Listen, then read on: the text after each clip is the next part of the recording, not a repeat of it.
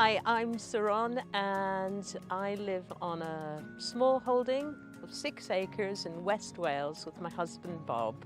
I've been growing food for over 30 years. I started in our family back garden when I was a child. My mum encouraged me to grow tomatoes, probably because I didn't eat my vegetables. I hated vegetables, but once I grew my own tomato plant and ate the first tomato, I was like, converted totally, and I had this incredible desire to kind of grow more things.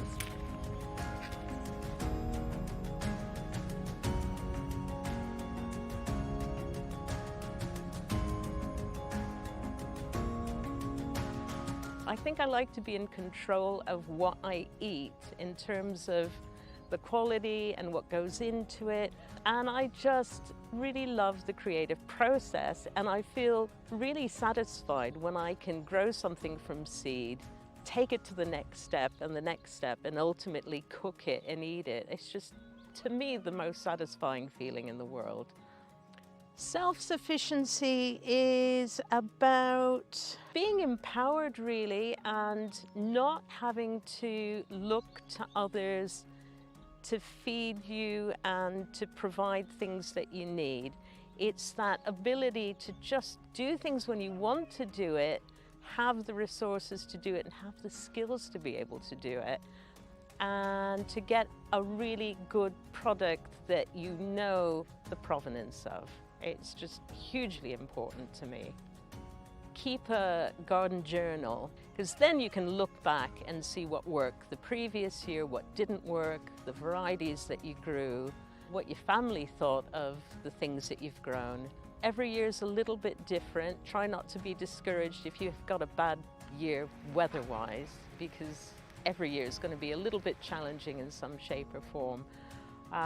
But start small to begin with, and keep your mind open, talk to people, write it down. My gardening style is fairly informal. It's a kind of a chaotic by engineering. I like to plant a variety of things, flowers now and vegetables and herbs all kind of together.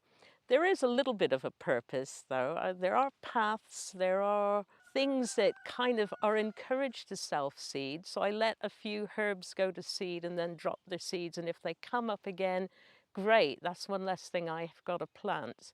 I try to encourage birds and nature into the garden because I think overall that's better for the health of the garden. This year I've grown a lot more flowers to encourage the pollinators, and it's attracted so many bees, bumblebees, honeybees. So we're into September now. Quite a lot of things are reaching their maturity now, and I'm going to be harvesting quite a lot of things. But there's also things growing that will be harvested later on in the season, like the leeks and some of the brassicas.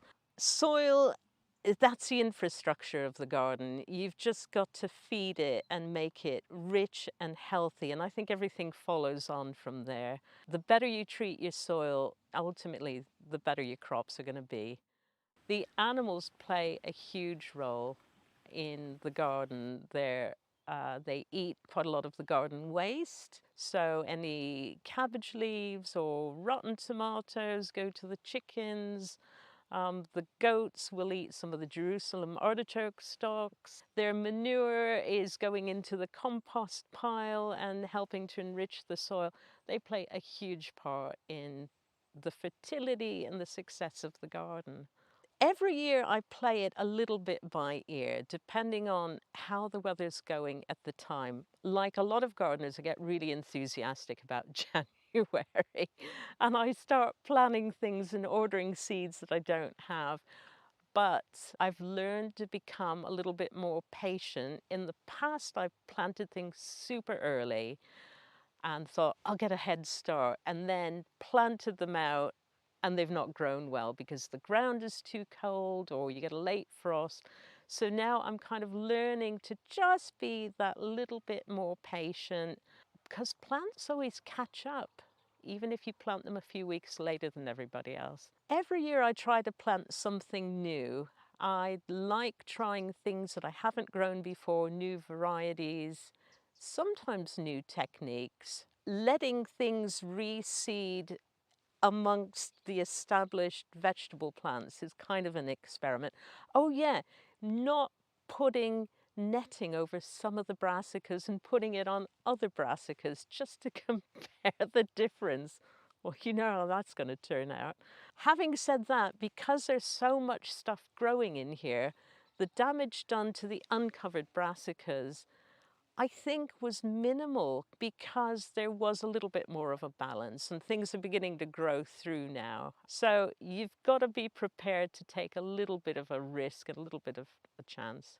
I also grow seeds from the Lampicus Seed Library, which I help to run, because I think saving locally adapted seeds is hugely important, really good.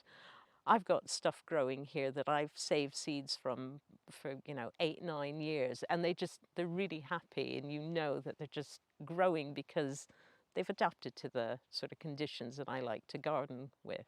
My YouTube channel is just a way of documenting what I'm doing on our small holding. So gardening, cooking tips, very simple cooking tutorials, preserving your food, just giving a little flavour of what it's like to live in West Wales on a small holding, and that anybody can do it regardless of your age.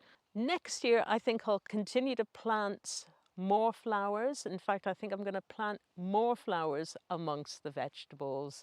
It looks nice, it attracts wildlife. I have cut flowers. It's a win-win situation. I'll try different varieties of vegetables. I'm building a hedge of kind of native trees and things to help make it more of a microclimate and to produce fodder for the goats that we keep as well. Having polytunnels is an absolute bonus. I think because of the cooler weather temperatures out here in West Wales, having these polytunnels just means you've got shelter and warmth at the time that you need it, and you gain an extra couple of weeks either end of the season. So you can start a little bit earlier and you can end a little bit later. In fact, I have things going and growing in there pretty much all year round. Brassicas, they grow better. I grow things obviously outdoors, but the stuff under cover grows especially well. It never gets boring, picking that first ripe tomato, digging up those first potatoes, harvesting those leeks. It's just, I'm always amazed that it happens, and I'm always grateful that it happens. And I'm always kind of astounded that it happens from that tiny seed. So much potential. Given the right conditions, everything wants to grow and produce, and I'm just really thankful.